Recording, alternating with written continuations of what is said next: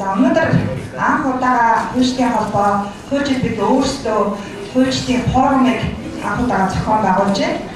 Энэхүү анхны зохион байгуулж байгаа форумын анхны сэдэв болох эрүүгийн эрх зүйн шийтгэл гэсэн сэдвийн салбар хуралдаан нээснийг мэдэгдээд ингээд эхний хэлбэрээр тавина уу гэж энэ хоёр сайдыг энэний өгнөрөө. Улсын тэргүүлэх нүүр царай болж байгаа хуульчдын төлөөлөл нэг дор цуглаж тодорхой асуудлуудаа саналуулаа хуваалцаж цаашдын зорилтоо тодорхойлж юм гэж ойлгож дэмжиж байгаа. За миний хувьд бол эрүүгийн хуулийн талаар ярих юм байна. Би тэгэхээр жоохон оршил ярина. Яг тэгэхээр энэ эрүүгийн хууль маань үндсэндээ нэг 3 засгийн газар 20 удаагийн парламент дамжиж 4 жилийн хугацаанд яригдаж ингээд сая бүтэн болсон байгаа. Тэгэхээр тодорхой концепцийн чанартай, үйл баримтлалын чанартай хууль тусгагдсан бас онцлог зохицуулалтын талаар ярихад 2013 оноос эхэлж байна. 2013 онд анх удаа боловсрогдож байхдаа ямар байсан юм бол за ингээ 13 онд өргөн баригдаад нэг татагдсан. Татагдаад дахиад өргөн баригдаа бас ямар өөрчлөлтүүд орсон юм бол тэгээд чи 2 удаа татагдсан шүү дээ орсон байна. Тэгээд стратегик сайдын үед дахин өргөн баригдаж батлагдсан. Өнгөрсөн оны 7 сарын 1-ээс 9 сарын 1-ээс эхэлж үйлчлэх байсан. Хамсалтай процессын хуулиуд бүтэн болоогүйтэй холбоотой тодорхой үйлчлэлийн хугацаа хойшилсан асуудал байгаа. За хойшилсан тухайд бол бас батлагдсан хууль хэрэгжиж ихтэйгүй байхдаа хойшилж байсан ийм тохиолдол бас манай энэ хууль эрх зүйн систем бас нэг шинэ онцлог юм түүх болж үлдэж явах шиг байна. Одоо 14 хоногийн дараачаас эхэлж эрүүгийн багц, эрүүг зөрчлийн багц хуулиуд маань хүчин төгөлдөр үйлчилж эхлэнэ. За шинэ засгийн газар байгуулагдсанаас хойш бол эрүүгийн хуульд бол нэмэлт өөрчлөлт оруулах байдлаар хөлнөсөл өргөнөрсөн. За яагаад нэмэлт өөрчлөлт хэлбэрээр өргөн барих болсон шалтгаан онцлог бас байгаа. 2015 онд батлагдсан эрүүгийн хуульд байсан олон бас дэвшилттэй зохицуулалтуудыг хэвээр хадгалах ийм одоо зарчмын багтаа хөндлөж ирсэн. За шинжсэн найруулах хэлбэрээр бас өргөн баригдсан бол тэр концепт бас эвдэгдэх. Өөрөөр хэлбэл ямар ч зүйл зардад бас парламент хөндлөх боломжтой эгийн хуулиараа ийм боломжтой болох учраас магадгүй бас хуулийн гол амжилт болсон бодлогын бас зарчмаар эвдэгдэх болчихшгүй. Нэг зард эвдэгдэхэд та бүхэн мэдж байгаа түүнийг дагсан маш олон гинжилсэн буруу гэдэг шиг одоо тийм бусад зардуудаар хөндлөгддөг. Тэгээд бас тогтолцоо систем концепц эвдэгдэхийг гэсэн нэгдүгээр тийм боломжтой байсан. За хоёрдугаар бол ерөнхийдөө 15 онд батлагдсан энэ одоо эрүүгийн хуулийн концептээр ер нь нэг онлайн талаас нь ч нэг харъя. За яг практик хэрэгжих талаас нь бас нэг бодиттой өөрийн улс орны онцлог хөрсөнд бас нийцэх. Тэр уламжлал шинжилгээний бодлогыг бас хадгалж авч үлдэх гол одоо зорилгыг баримталсан байна. За ер нь бол улс төрийн талаасаа тэр хууль эрх зүйн талаасаа тэр олон янзын байр суурьуд бол яригдчихсэн. Хоёр хуульч нийлээд ярихад яг нэг үзэл бодолтой бол байдгүй бас байх боломжгүй бас байх ёсгүй ч юм байна. Яг тэрнтэй адилхан энэ олон одоо бас зарчмын асуудлууд дээр олон янзын байр суурь, олон янзын одоо огтлцлууд байсан. Шинжлэх ухааны үндэслэлтэй байр суурьч байсан. Практик одоо тийм баримт нотлоотой ийм одоо байр суурьч байсан. Бас хувь хүний бас мэргэжлийн бас амбиц хүсэл эрмэлзэлтэй холбоотой тийм олон янзын нөхцөлч байсан. Мөн олон янзын одоо байгууллагуудын төлөөллүүдийн сонирхол дуу хоолой бас янз бүр байсан. За бүхэлд нь бол энэ эрүүгийн хууль за тэгээ процессын хуулиудыг одоо гаргахад гол баримтсан өмсөөр зарчим бол Монгол улсын өмсөөр байсан. Энэ хуулиуд бол ямар тохиолдолд бол Монгол улсын өмсөөр түүний үзэл баримтлалын хүрээнд гарах ёстой гэдэг энэ язгуур зарчмыг баримтсан. За хоёрдугаар эрүүгийн эрх зүйн уламжлал ба манай улсын олон жилийн уламжлалт төвхтэй тэр уламжлал бодлогыг бол бас тусах ёстой гэдэг зарчмыг баримталж байсан. За гуравдугаарт бол бас бусад улс орны ялангуяа одоо систем ойлцоо, газрын систем ойлцоо энэ улсуудын тэр дэвшилтэд зохицуулалтуудыг бас бид тусах ёстой. Олон улсын одоо загвар эрүүгийн эрх зүйн бас тэр хуульд суусан гол зарчмууд, нийтийн зарчмуудыг тусах ёстой гэдэг ийм зарчмыг баримталж байсан. Дөрөвдүгээр шууд практик нийцэх ёстой. Өөрөөр бас хэрэгжих боломжтой байх ёстой. Өндөр гарах ёсгүй. Бас иргэдтэй хууль сахиулагчтай хуулийн хэрэгтэд их дөхөн энгийн ийм одоо байх ёстой. Өөрөөр нуглаа ямар нэгэн байдлаар гарах ёсгүй. Олон янзын тайлбараар нэг хуулийн зарлалыг өөр хэрэглэх тийм болцоо болох ёсгүй.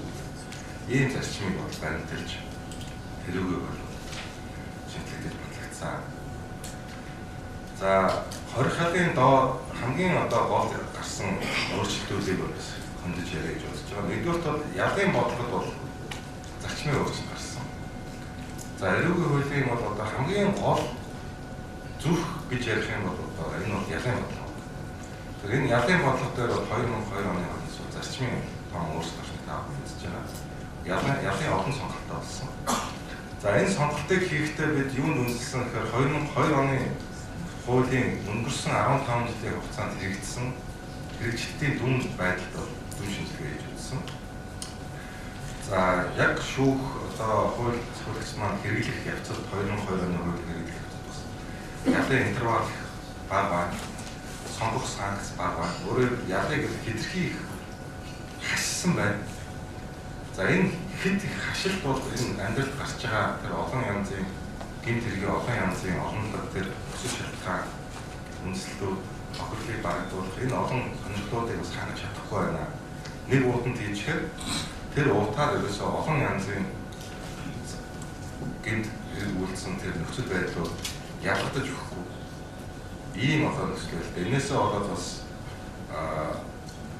магадгүй хорж шаардлагагүй бас нэг тэнцэж болохоор ийм нөхцөл байдлууд бас олон жилийн хойшлтаа бас эдэлж байгаа. Ийм шудраг ёсны байдал алдагдсан гэдэг ийм шүүмжлүүд бас ийм бол залруулахыг хичээсэн. За 15 бодлоготой бол ер нь бол яг 20 халын бичлэлт бол 100% тусгай ангидаар бичигдсэн байсан. За одоо бол 80 орчим хувьтай бол 20 халтай 20 орчим хувьд нь бол тусгай ангийн гэмтэргийн 20 орчим хувьд нь бол 20 халын санкцгүй байгаа. За хэрвээ тухайн тэгэхээр бол тэр 20-оос бусад төрлийн ялыг биелүүлэхээс зайлсхийсэн биелүүлэхгүй байгаа ийм үйл байх юм бол ерөнхий ангиар журамлаад хоногч хэлжүүлээд тэрийг 20 халаас солих ийм боломжтой зохицуулалт тусгагдсан байгаа. Өөрөөр ял шийдэх гарцаагүй байх гэдэг тэр ерөнхий зарчим бол энэ алдагдахгүй байхыг боломжтой. За 20 халыг эдлүүлсэн байдлыг аваад үзэхээр бол ерөнхийдөө манай улсад нэг дунджаа жилдээ 4000 орчим харилцаа байгаа. За энэ бол нэг 2-3 жилийн циклтэйгээр 6-аас 7000 хоригдлын одоо хэмжээнд хүрээд ирсэн. За тэр ч утгаараа бол сүүлийн 2002 оны хууль батлагдсанаас хойш 15 жилийн хугацаанд манай улс 4 удаа өршөөллийн хууль гаргаж бас тодорхой хэмжээгээр шоронгуудаа бас сулж ийсэн гэх юм да. Дөрөв ирэнгүүт султаад байсан. За ингээд энэ бол өөрөө бас анхаарал татгаар үзэгдэл болсон. Яг тэгэхээр 3-аас 4 жил тутам өршөөлийн хууль гаргах ийм жишээг бол одоо бас байна. Ийм үзэгдэл. Тэгэхээр энэ маань өөрөө тухайн 2002 оны хуулийн маань өөрөө ялын бас бодлого бас оновчтой биш байна. Бид тэр дүгнэлт хийгээд өгсөн. Тэр ч утгаараа сайн ярьж байгаа тэр ялын олон сонголтууд гарч ирсэн. За ер нь 20 халыг хамгийн бага түвшинд гарцаагүй тохиолдол гарцаагүй нийгэмд аюултай гэмт хэрэг үйлдсэн этгээдэд ноогдуулдаг байя гэдэг зарчмыг баримталж энэ үйл бичигдсэн. Өөрөөр юуны өмнө хорхыг өөрчлөх болохгүй гэдэг юм зарчим байдлаар бичигдсэн байна. Юуны өөрчлөлт ногдуулахгүй. За хорхол ногдуулж байгаа бусад улс орны туршлага статистик мэдээллүүдийг аваад үзэхэд хорхол ногдуулснаар тэр гэмт явдал тэр тухайн одоо бас дахин гэмт хэрэг үлдэгдэг байдал үр дүнтэй эффект бас өгдөг юм гэдэг ийм статистик гарч ирж байгаа. За манай улс бол бас яг хорхол ногдуулж байгаа 100 мянган хүн амт дотоод ногдуулж байгаа хоригдлын тоогоор бол дэлхийд тийм тэргүүлээд байдаг ч бас улс биш. Баарч ч бас олдохгүй. Ер нь гон тавцаар байж байгаа. Гэхдээ бид бас аль болох бас нөгөө талдаа тэр хохирлыг барагдуулах, гэмт хэргийн ормоос учирч байгаа хохирлыг барагдуулах тэр хөшөөрөхтэйг энэ хорихолоо уялдуулъя гэдэг ийм зарчим бол гарч ирсэн. Энэ эрүүгийн хуулийн одоо гол онцлог юу вэ гэхээр гэмт хэргийн ормоос учирсан хохирлыг барагдуулах асуудлыг хуулийнхаа зорилгод шууд бичсэн байна. Монгол Улсын үндсэн хуульд байгаа орчгийн зөрчигдсөн эрхийг сэргээ хэвлэх үүргийг төр хариуцна гэсэн ийм заалт байдаг. За энэ заалтыг эрүүгийн хууль дээр эрүүгийн хуулийнхаа зорилго болгож бичсэн. Зөвхөн цэрлүүлэх, залхаах энэ зорилгоос гадна тэр хохирчийн зөрчигдсөн эрхийг сэргээх гэдэг зорилгыг бичсэн. Яг тэгэхээр өнгөрсөн хугацаанд хийсэн одоо судалгаагаар үндсэндээ нэг гэмт хэргийн ормоос учирсан иргэний хохирлыг 20 орчим хувьтай багасгаж байсан. 5 хүн тутмын 4 нь гэмт хэргийн ормоос бол хохироод үлддэг, хохирол нь сэргээгддэг, барагддаг, тэгээд хохироод үлддэг. Ийм одоо байдалтай явж ирсэн байна. Тийм учраас шинэ эрүүгийн хуулийн одоо гол зорилгыг бол тэр гэмт хэрэг үлдсэн гэдгээр хохирчийн зөрчигдсөн эрхийг сэргээх, хохирлыг барагдуулах асуудлыг гол хөшөөрөг болгож тавьсан. Тийм учраас тэр 6-гийн 6, 6-гийн 7 гэсэн энэ одоо эрүүгийн хуулийн шинэ зохицуултууд дээр хэрвээ та гэм буруутай тогтолдоо, гэм буруугийн шүүх хурал боллоо, гэм буруутай гэдээрээс болон шүүхөөр тогтоох юм. Танд хугацаа олгох. За та хааштай ялах юм шүү. За одоо танд 3 явлын сонголт байна. Та хэрвээ хохирлоо барагдуулах юм бол та заавал хорхыг авахгүй байж болно гэдэг сонголтыг тэр хүн өгч. Гэдэг сонголт. Хугацаа өгч. Хорихад ногдуулахгүйгээр тэнсэх гэдэг ойлголт бий болж. За зарим хууль тогтоогчд бол гарч ирсэн. Гэхдээ энэ тэнсэх гэдэг чинь зөвхөн хорих яа ногдуулсны дараа яригддаг ойлголт болохоос ногдуулахгүйгээр тэнсэх гэж юу яриад байгаа юм. Тэгэхээр энэ өөрөө зохицуулт чинь өөрөө тухайн хоригчийн зөрчигдсөн эрхийг сэргээх гэдэг асуудлыг хуулийнхаа гол зорилгоо болгоод тавьсан учраас тийм зохицуултыг оруулж ирсэн. Тийм учраас сайн хэлсэнчлэн 5 хүн тутмын нэгэн л хохирлоо барагдуулдаг байсан бол энэ хууль хэрэгжих гэснээр энэ тоо даруй нэмэгдэх байх гэдэг итгэлтэй байна. 5 хүн тутмын 4 нь хохирлоо барагдуулдаг болдог байгаас бүр боломжтой сайн гэж 5 хүн тутмын 500% тэр гэмтэргийн ормоос учирсан хохирол барагддаг байх. Тэр одоо зохицуултыг бий болгосоо гэж үзэж байна. За энэ зохицуулттай хамт хуулийн сайн ба муу гэсэн хоёр тал яригдж байгаа. Аливаа зүйл сайн талж байдаг, муу тал. Төгс зүйл гэж байна. За хуулийг хууль болгож сайжруулдаг хүмүүс бол та хүн байна. Яг тэгэхээр та хүнийг хэрэгжилж байгаа, хэрэгжүүлж байгаа хамгийн сайнаар алдаа дутдаг дээр орж байгаа мөн хийдлийг нь хайж байгаа. Ялангуяа өмгөөлөгч нар бол энэ хуулийн хэлээр би үйлчлүүлэгчийг ярьж хамгийн сайн яаж хангаж болох вэ гэдэг дээр хамгийн сайн. За нөгөө талдаа энэ ялын одоо олон сонголтууд гарч ирсэн асуудал бол яг шудраг ёсны бага нь олж байгаа шүүх эрх мэдэлд маш их хариуцлага ирж байна. Хэрвээ энэ ялын олон одоо сонголтуудыг маш их зөрүүтэй байдлаар ойролцоо төрлийн гэмтэргүүдээр хэрэглээд гэх юм бол энэ өөрөө Монголын төрөөс баримталж байгаа ялын бодлогыг бас алдагдуул. Хууль тогтоогч юу гэж харж, засгийн газар юу гэж харж асуудлаа шийдэхээр нэг нь шүүх эрх мэдэл бий даасан хараа бус амьдрал баялаг энэ олон янзын гэмтэргүүд ногдуулах тэр ялыг хамгийн оновчтой байдлаар шүүхэд хэрэглэх уян хатан тэр эрх мэдлийн өгье гэдэг үндсэн одоо итгэл үнэмшлэр энэ боломжийг шүүхтэй өгч байгаа. Шүүх маань энэ итгэлийг хамгийн зөвөр, хамгийн шударгаар, хамгийн зөвөр хэрэглэх ёстой. Энэ хариуцлага ба шүүх давхар явуулчих байгаа. Энэ хэрэгтэй. Энэ хариуцлагыг шин тутам хэрэглэж байгаа хуулийн хувьд хэрвээ алдагдуулаад яг адилхан гэмтэрэг багт нэг талд нь 200 мянган төгрөгөөр торох санкц байгаа. Зорч хэрхийг 1 жилийн хугацаагаар хязгаарлах санкц байгаа. Мөн 1-5 жилийн хугацаагаар хорих хаалга.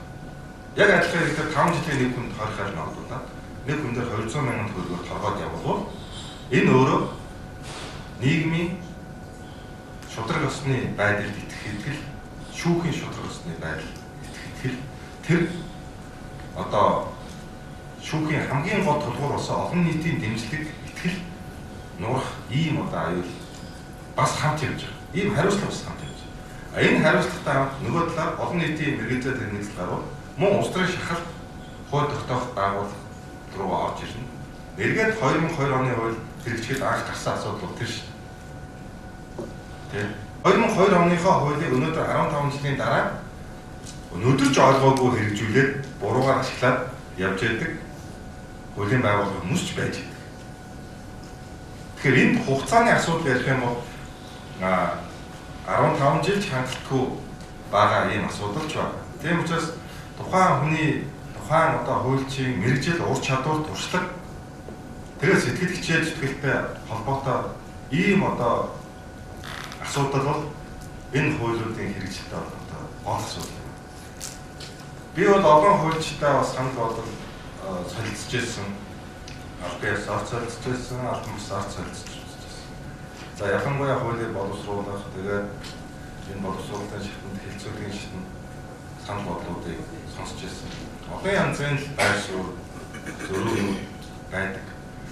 За гэхдээ ерөнхийд нэг аваад үзэхээр ямар ч байсан үнэхээр хуульчд маань энийг зөв ойлгоо. Тэгээд мэргэжил ур чадварын хувьд их сайн одоо байгаа. Ингээ хэрэгжүүлээд явбал энэ бол үр дүнгээ өгнө гэсэн нийтлэг ийм одоо дүр зураг бол байсан. Энд зориуд одоо бас нэг тийм нуглаа гаргаад эсвэл одоо тийм жоохон сэтгэл дутаа хойш суугаад ингэж хуулиудын хэрэгжилтэн дээр зориуд ийм гажилт үүсгэв бас тийм боломж бас байгаа гэдэг хэлсэн. Тийм учраас хуульчдын холбооны гишүүд хэрхэн хуульчид таахан бол энэ асуудлуудыг бас хэрэгжүүлэх ойлгож хэрэгжүүлэхэд үнэхээр их сайн хичээл зүтгэл гаргаж ажилласаа гэдгийг хүсмээр олон зөвлөлтийг бол би бас уншиж хэлмээр байгаа. Олон ойлголтуудыг бол бас энэ дэвшилтэд зохицуултууд бол орсон. За тэр давтан гэмтэрэг гэдэг ойлголт өөрөөр нэг гэмтэрэг нэг яаж шийдэх нь ордуулах гэдэг зарчмыг бол бичсэн. Хүний нөхцөл байдлыг бол догдуулахгүй байх, зохицон байдлыг догдуулахгүй байх. Тэр одоо зохицуултуудыг бол бичсэн. За энэ эрүүгийн хуультай балаад одоо хэм шүүх шаарна.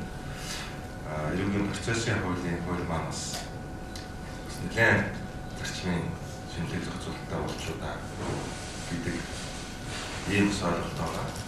За ер нь бол хамгийн одоо оновчтой байдлаар гэмт хэрэгүүдийг шинжүүдийг дэлгэрэнгүй тодорхойлж бичихийг чармааж ирмэлцсэн хамгийн ойлгомжтой байдлаар.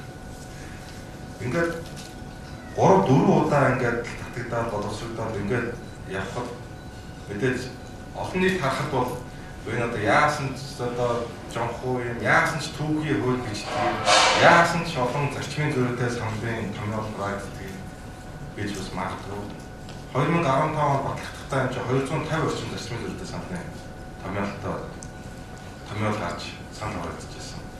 За сая 15 оны нэмэлт өөрчлөлтөн дээр бол бас нэг 60 орчим саналын томьёол бас гарсан. Тэгээ энэ одоо яагаад ингэдэг юм бол гэдэг нэг олон нийтийн талаас харахад бол тийм. Гэхдээ Энэ олон одоо хоёр парламент гэхэр чинь 150 гаруй парламентын гишүүн. Тэгээд нэг 3 засгийн газрын тэгээд энэ олон ажил хэсгийн гишүүдийн бас олон удаагийн шүүлтүүр санал тусч ингэж шүүгдсэн учраас харьцангуй бас тийм боломжийн хууль гарсан байх гэдэгт итгэж байгаа. За боломжийн гэдэг маань мэдээж амьдралаар хэрэглээгээр л алдаа оноонд нь гарч ирнэ. 2002 оны хууль батлагдаад өнгөрсөн 15 жилийн хугацаанд 13 удаа эрүүг нэмэлт өөрчлөлт орсон байдаг. Энэ 13 удаагийн өөрчлөлтүүд нь цаанаа бас тэр хэрэгжилтэн дээр гарч ирсэн асуудлуудтай холбоотой ийм л зүйл байна. За ер нь олон улсын туршлага төлөвлөлтийг бол бас барьж ингэж гарсан. Магадгүй харах юм бол хоёр тогтолцоо ингээд холимог юм шиг харагдаж байна. Ер нь яг цэврээрээ одоо Англи Саксоны юм уу?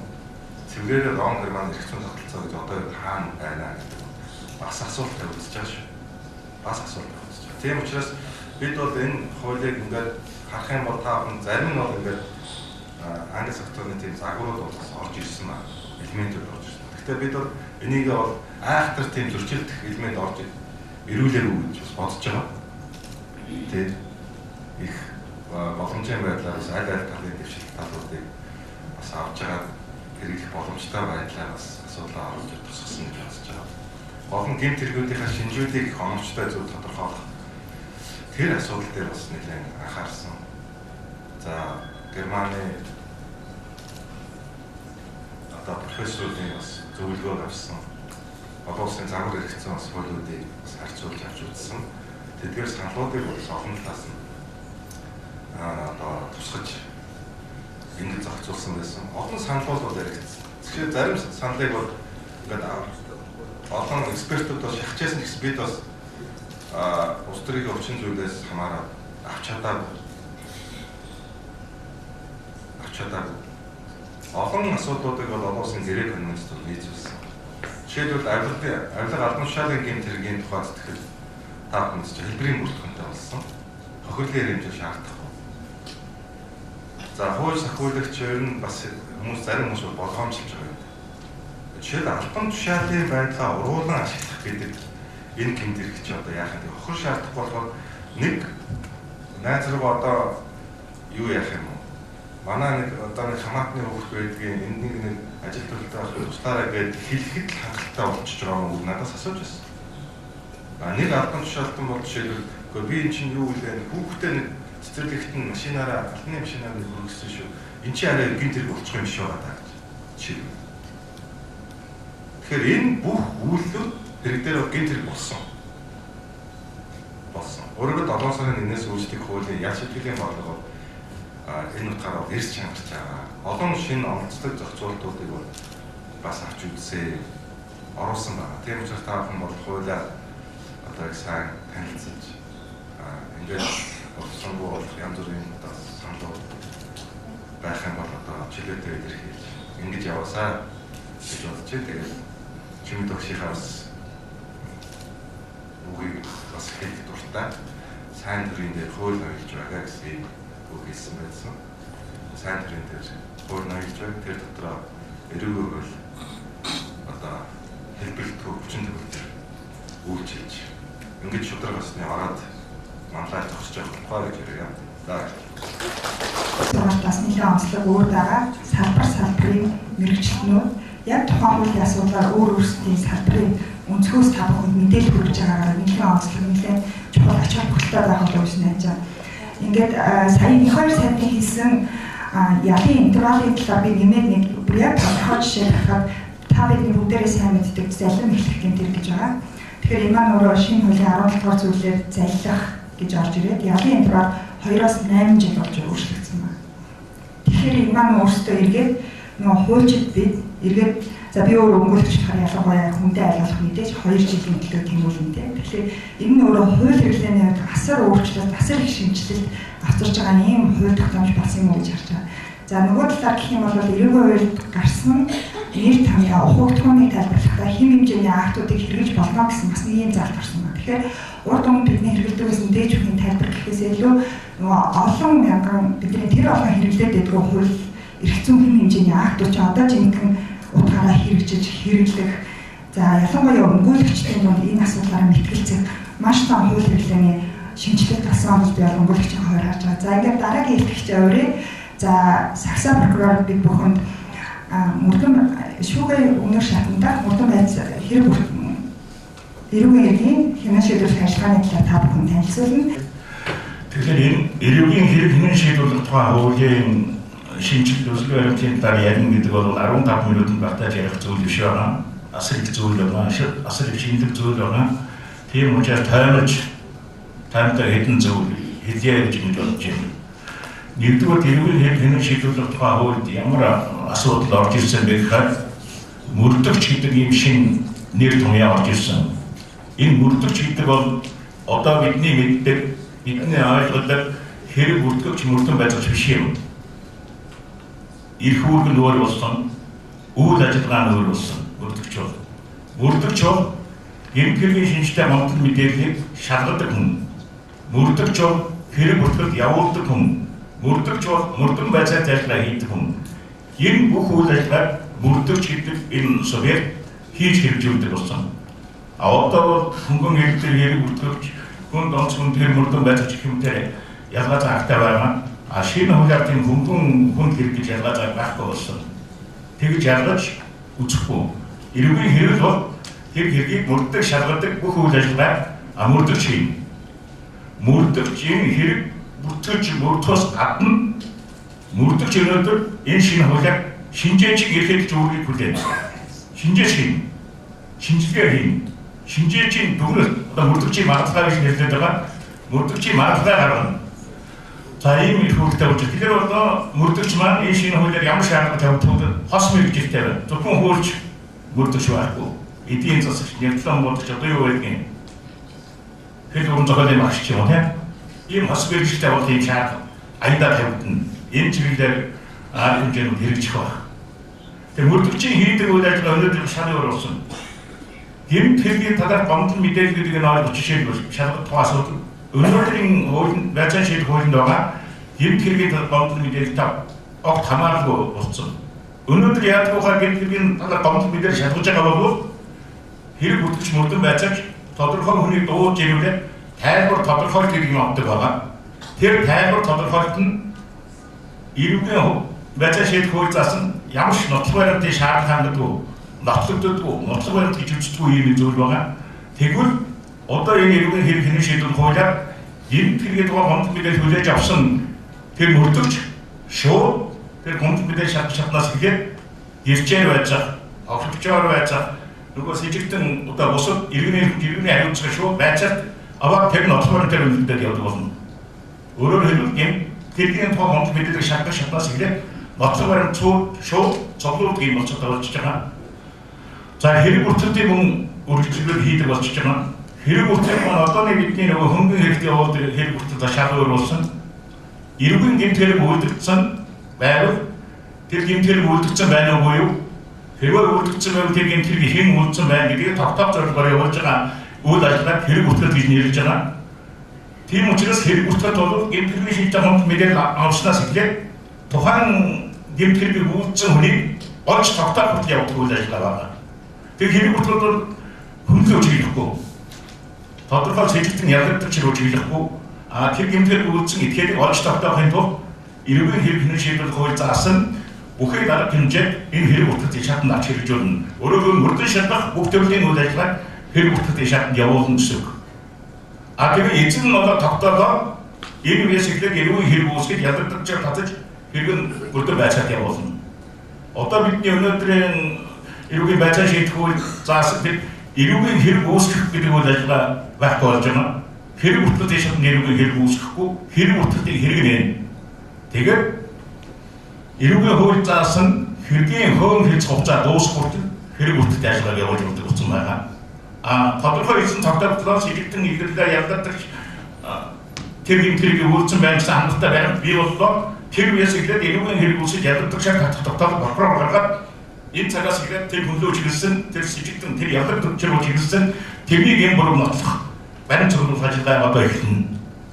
Ийм тэгэхээр энэ мөрдөгч бол одоо энэ гомдол мэдээлэл шалгадаг, хэрэг бүртгэгчтэй явуулдаг, мөрдөн байцаатай хийдэг ийм ирэхгүй субъект болсон байж байгаа. Энэ онцлог нэгдүгээр тийм онцлог байна. Хоёрдугаарт эрүүгийн хэргийг шалгадаг харьяалал бас одоо нөхөс арай өөр болсон байна. Хуулинд хоёр харьяалал тогтоож ирсэн. Нэгдүгээр нутаг дэвсгэрийн харьяалал. Энэ нутаг дэвсгэрийн харьяалал бол үндсэн харьяалал. Эрүүгийн хэргийг шалгаж шийдвэрлэдэг үндсэн харьяалал бол нутаг дэвсгэрийн харьяалал байна.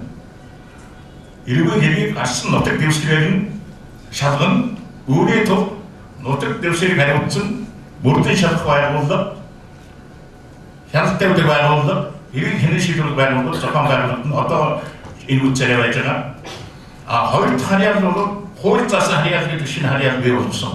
Энэ эрүүгийн хэрэг хэрэг шийдвэрлэх тухай хууль заасан харьяалал гэдэг харьяаллыг бий болсон. Энэ бол хуулинд өөртөө заагаад өгсөн эрүүгийн хэрэг хэрэг шийдвэрлэх хууль заагаад өгсөн мөрдөх байгууллагын харьяалал байна. Авилгатай тэмцэх газар ямар хэрэг мөрдөх үү? Тагнуудын ерөнхий газар ямар хэрэг мөрдөх үү? Тэгээд мөрдөх байгууллагын харьяаллыг хуулиар тодорхойлоод өгсөн. Тэр байгууллагууд нутаг дэвсгэрийн зарчмаас үл хамааран өөрөө хуулиар хэлсэн хэрэг мөрдөн байцаа мөрдөн шиг байгууллагыг ухаар болсон байна. За харьяал дээр уруу асуудал харьяал тогтоох асуудал байна. Харьяалын зөвхөн прокурор тогтоохдоо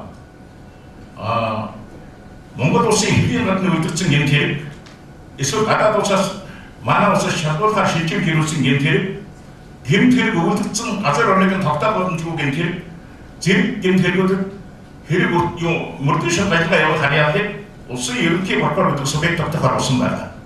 Өөрөөр хэлбэл улсын ерөнхий прокурор журам гарган харьяал тогтоох.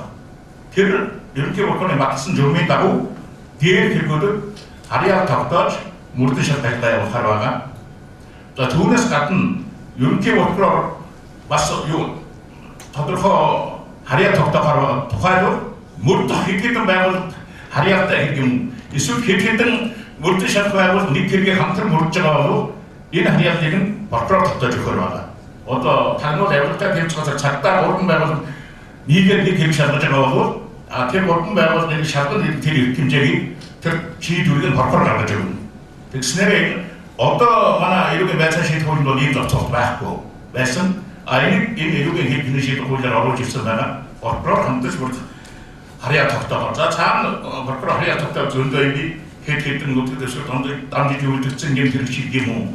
Гэрч хохирох сэжигтэн ялгардаг чинь олон байгаа газар харьяал тогтооход журам байна. За тэр бол одооны журмаар явж байгаа гэж ойлгож байна. За дараа энэ эрүүгийн хэрэг хэмжээ шийдвэрлэх хуулиар хэрэг хэмжээ шийдэх харьцааны оролцогчдыг нөгөө хэрэг бүртгэгч мөрдөн байж дууд жирүүлээд үүдэндээ суулгадаг өдөржин хүлээлгдэг хэдэн сараар байлгадаг гэдэг юм уу байхгүй болно. Мөрдөгч эрүүгийн байцаан шийдэх харьцааны оролцогчдыг дуудан нэрүүл хүнсэндээ боломжгүй болсон. Зөвхөн прокурор шүүхийн мэдээлэл хуудасаар хүнийг дуудана. Гэрч хохирох сэжигтэн ялгардагч иргэний хэмжигний хариуцагч хэдний төлөв чог юу байдгийг тэр дуудагдаж ирж мэдүүлэх ёстой хүмүүсийг зөвхөн прокурор шүүхийн мэдээлэл хуудасаар дуудаж ирүүлнэ. Мөрдөгч зүгээр уцаар яриад юм уу ямар нэг байдлаар та хүрээд ирэж ирэх дуудаж болно. Гэхдээ мөрдөгчийн дууднаар тэр хүн тэр газар нь хүрсэн ирээгүй тэр хүнд ямар нэг хариуцлага байхгүй. Хариуцлага байхгүй. Мөрдөгчийн дуудсаар ирээгүй хаа төлөө тэр гэрч тэр хохирч тэр сэжигтэн ялгардагч ямар нэг хариуцлага байхгүй. Гагцгүй прокурор шүүхийн дуудснаар тэр хүн хүрсэн ирээгүй тэр хүн хариуцлага хүлээнэ. Өөрөөр хэлбэл тэр хүний прокурорын мэдээлэл хуудасаар ирээгүй хүнийг хэрвээ тэр дуудсан газар дуудсан цаг ирээгүй байх юм бол адамдаж ирүүлнэ. Адамдаж ирүүлэх хүндэслэл болно. Прокурор шүүхийн мэдээлэл хуудасаар. Тийм учраас одоо нөгөө дуртай хэрэг бүртгэж дуртай мөрдөн бас өвдөр бол хүний дахин дууддаг чирэгдүүлдэг мөрдөн байж байгаа нөгөө цахиулдаг гэдэг юм байхгүй болно. Шаардлагатай прокурор ийм мэдээлэл хуудасаар тэр хүн ирнэ. Тэр мэдээлэл өгнө. Одоо түрүүн бас бид онцлог мэдээлэл шийдэлсэн нөгөө нэг хүнийг дахин одоо нэг удаагаар тайлбар авдаг дараа нь юу вэ тодорхойлдог дараа нь гэрчээр байцаад их мэдээ энэ үйл явдал тасна. Нэг хүнийг шаардлагатай бол нэг л удаа ирүүлээд мэдүүлэл ав. Гэрчийн мэдүүлэл нэг л удаа. Онцгой шаардлага байхгүй тэр хүнийг дахин одоо дахиад чамааг байцаад тэр нэг ингээд удаад шаардлага байхгүй гэж үзэж байна. Өөр зайлшгүй шаардлага мэдээж дахин байж чадах асуудал гарч болох үнэтэй гэж үзэж байна. 자, 나라친 이러면 되는 시도 토호의 덕승 바로 지도로 다슨 세계 같은 게니 가서 들어가. 자, 다슨 세계 같은 게니 니트를 내가 어떻게 이렇게 며칠씩 하고 있다가 다 잡아가. 이때 계산 덕덕 다슨 세계 같은 게니 신 같은 게 없습니다. 자, 무슨 놈들 저는 호인 맞다가고 작동 제기한 게 어디서도 맞자고 이거는 더불어 뭐랄까 엄청 이렇게 거기서 funding 모든 게 다슨 세계 같은 게는 다 해외에 오기는 이때 다슨 세계 같은 게 조금 호인 맞다가 다슨 세계 같은 게 모두 시작할 때 무슨 다슨 세계 같은 게 거꾸로 시작하고 더불어 재능들이 다슨 세계 같은 게도 거꾸로 더 작도 시키는 게 더불어 우대가 이렇게 해서 아픈 적이 그 아픈 적도 조금 시작하면 거꾸로도 제게 아닌 틀린 어들들 해나 정도가 액자 앞 메토드 더더 틀린 아픈 적이 조금 거꾸로는 시도래 이제 더 미었으면 필요로는 어떤 뭐나 내가 다슨 세계 같은 적이 들어도 내게 그것이 뜻했으면 아우 구충 것도 없지 소비통이 이렇게 이제 어려워 좀 나가야지. 자, 이렇게 되는 시도 거의 너트가는 이제 좋은 어떤 짓도 알바라고 밸런스 미디어를 비트 이 너트가는 개념에도 더 같이 보이는 비슷한 말아. 그리고 이렇게 되는 시도 거의 또 알바 밸런스 미디어를 너트가는 개념에 밸런스 미디어를 운영을 시켰단 말아. 알바 밸런스 미디어를 그걸 너트가는 이쪽도 요 완벽한 자체를 무흠이도 것 예측 그렇지 일근에 좀 일근에 하고 있어 이렇게 그래도 제직등 약간 특징 미도 그때 목적이 미도 것 다음에 이제 이거에 말한 빛에 말한 신재체 누구는 신재체 미도 것 자, 뒤에는 어떻게 하는 거 모르듯이 막 가야겠더니 어떻게 더 진짜 토론을 시시되고 모르듯이 신재체 이렇게 오르고서 더 막다가 대라서 막다가 어떻게 하는 거 모습을 이렇게 내긴 들은 나가 누르스 돈의 위치를 보는 거리 이게 사업선 게 자, 모두 시작할 때만에 견들려 이쪽으로 어떤 호출 밑에 밑에 넣어서는 저는 돈에서 같은 이렇게 코디 이렇게 갖고 도착하나 모두 시작하고 거 이름을 자가 검토도 어떤 게 필링트라 검토 모습 비치고 하는 거 이름 넣고 하는 거 어른들은 어떤 게임들이 모두 기다려 캠내게 어디 매번 검토하는 적선 뭐 별 검토는 없지만 되죠 저는 세계 이런 검토 때문에 하고 또 양을 소트를 이용해 투가 있지만 대 쇼크대로 제 너트벌 때 내긴 너트벌 때는 어떤 검토 밑에 너트벌 좀 뜻이래 너트벌 요도 정말 양을 하고 하는 그 너트벌 먹고 이런 호의자로 검토 밑에 너트벌 거 자, 이 너트벌 뜻은 얘는 노트 볼 때 시작하지만 아서도 어떻게선 자, 노트 볼때 시작하지가 여우승 인 마테리얼도 너트벌 되게 이제 다왔죠 너트벌 때 다왔죠 노트 볼때 시작하지가 자, 밖으로 쇼킹 좀 시작을 여우승 되게 대분 일부의 헬트 아웃은 합치게 답설은 그 노트 볼때 시작하지가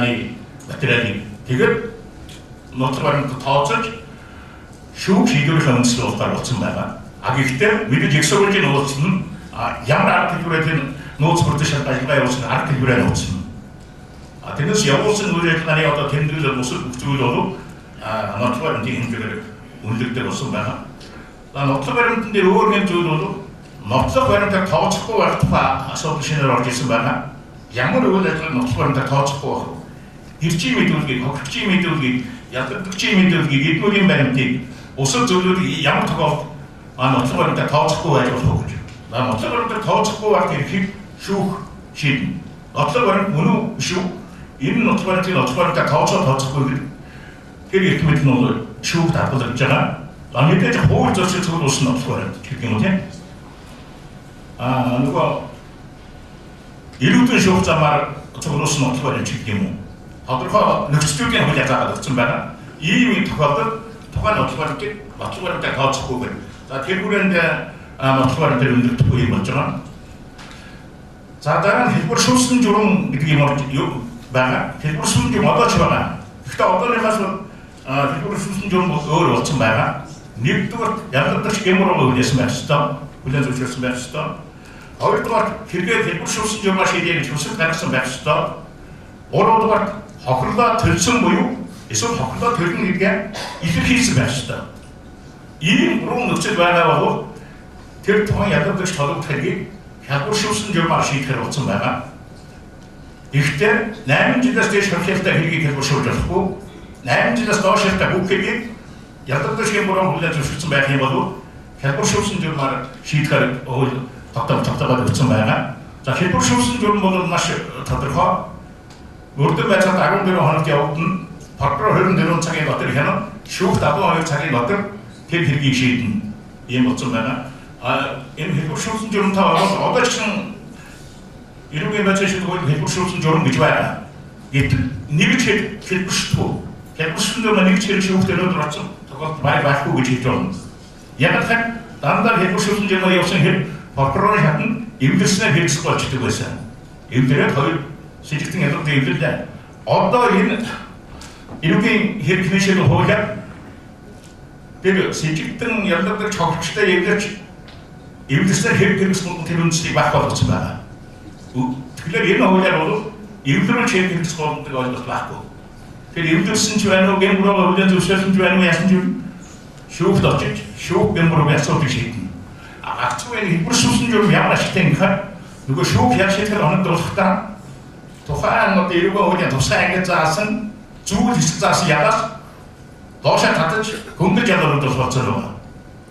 Магадгүй 2-ны 1-ээр 3-ны 2-оор 4-ны 3-аар 5-ны 4-оор гэх мэт тэр хууль зас ягаас доогуур ялгуулж байгаа хэлбэр шүүсэн нөхцөл. За тэгэхээр бол энэ бол нөгөө ялгагдагчтай ашигтай юм хуулиар байна гэсэн. Мэдээж гэмбуруугаа хүлээн зөвшөөрөөгүй бол хэлбэр журам үйлчлэхгүй. Гэхдээ хуульд эрүүгийн хэрэг хэмжээнд хууль тодорхой нэг 16 нэг төрлийн хэргийг хэлбэр шүүж явуулахаар бүр зөвлөлтөд заасан байна. Тэр зөвлөлтөд заасан хэрэгүүдийн хувьд одоо хэлбэр шүүсэн журмаар үйлчлэн явагдана. Нэргээ заасан хэрэг байна. Эрүүгийн хуулийн тусгай ангийн ийм зүйл заасан хэргийг шүүсэн журмаар шийднэ гэдэг. Тэр бол тэр журмаараа явна гэсэн. Дараа нь эрүүгийн хэрэг хэмжээнд хуулиуд орсон нэг өөрчлөлт бол хуулийн этгээдэд эрүүгийн хуулиар эрүүгийн хариуцлага үлдээдэг болсон байна. Тэгэхээр хуулийн этгээдэд эрүүгийн хариуцлага үлдээхийн тулд эрүүгийн хэрэг хэмжээнд хажгаа хуулийн этгээдэд ямар журмаар явуулах вэ? Процесс журмаар орж ирсэн байгаа байна. Хуулийн этгээдийг шалгадаг. Хуулийн этгээдэд холбогдож бүрдэн байцаалт явуулдаг. Журмыг нь оруулаад ирсэн байна. Тэгэхээр хуулийн этгээдийг эрүүгийн хариуцлагын тулд тэр хуулийн этгээдийг төлөөлөх этгээд нь хамт татсан байх ёстой.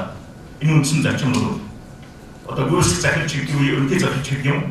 Тэр нөхөр адмын тушаалаа хургуулсан ч гэдэг юм уу, байгууллагаа хорохрол учруулсан ч гэдэг юм уу, хууль тогтоом зөрчсөн гэдэг үндсээр адмын тушаалаар татагдсан байгаа бол тэр хуулийн этгээдийг нь тухайн хэрэг хуулийн этгээдэд оногдох эрүүгийн хуулийн зөвлөл заалтын хүрээ мөн эрүүгийн хариуцлага татна. Мэдээж хуулийн этгээд бол өөр нөгөө амьд хүн биш учраас хуулийн этгээдийг эрүүгийн хариуцлага татахын тулд тэр хуулийн этгээдийг төлөөлөх хэрэгтэй хүний төлөөлнө. Төлөөлөгчийг хуулийн этгээдийг төлөөлж. Тэр хуулийн этгээдийг одоо тэмүүлдэг тэр хуулийн ёсны төлөөлөгчөнд дамжуулж хуулийн этгээдийн гэмбуруу шалгаж тогтоохоор хуулчлагдсан байна. Төлөөлөгч мэдээж тэр хэрэг дээр ялгагдагчаар татагдсан байх юм бол өөр этгээд хууль ёсны төлөөлөгч болж төрж энэ байцаалт шийдвэрлэлд оролцуулахаар хуулиар зохицуулсан байна. Тэгээд хуулийн этгээдийн нөгөө хууль ёсны төлөөлж байгаа этгээд бол энэ хэрэгтний шийдвэр хууль зааснаар бол ялгагдагчийн эрхийг эдж өөрөөр хэлбэл заасан байна. Гэхдээ тэр төлөөлөгч одоо ялгагдсан гэсэн үг биш. Хуулийн этгээд бол ялгагдсан шүү дээ. Хуулийн этгээд эрүүгийн хууль заасан 10 хэдэн хэрэг дээр хуулийн этгээдийг эрүүгийн хариуцлага татахаар байгаа. Мэдээж оногдуулах хаалт нийгэмд нь одоо торгуулийн ялганд ухаар байгаа. За тэгээд нөгөө эрхийн насах юмнууд байгаа. Энэ юмнууд усрыг. За одоо хоёрын хэлчийг хэрэг бүртгэл гэдэг зүйл байна. хэрэг үлдэлтийг эрүүгийн хэргийн тэр хүн ангиас өөр хамааран хэрэг үлдэлт явуулна. Хэрэг үлдэлт гэдэг бол одоо бидний мэдж байгаагаар бол эзгүй хэрэг дээр явж байгаа мөрдөн байсаж ажиллаа хийж байгаа. Эзний нийлүүлж чадаагүй. Хэрэг явуулж байгаа. Эзний нийлүүлж хүртэл явуулж байгаа ажилда хэрэг үлдэлтийн үндсэн хугацаа маань 14 хоног байна. Цаашдаа тэр эзний нийлэхгүй ордог 3 сараар сунгаад явах болцоотой. Тэгэхээр тэр хэрэг эзний нийлэхгүй бол магадгүй 3 жил, 30 жил, 300 жил ч гэсэн хэрэг үлдэлт ажиллаа засагтгүй явж болж байгаа. Хэрэг үлдэлтийг төлөвлөж байгаа тухай асуудал байхгүй болсон. Одоо хэрэг үлдэлт ажиллаа төлөвлөж байгаа гэдэг ойлголт байхгүй. Хөөн хэцүүдэд дуусна. Хэрэг үлдэлтийн хугацаа сонгогдоод хэрэг дээр эзний нийгэрүүл тодорхой ажиллагаанууд хийгдээд яваад ирсэн юм.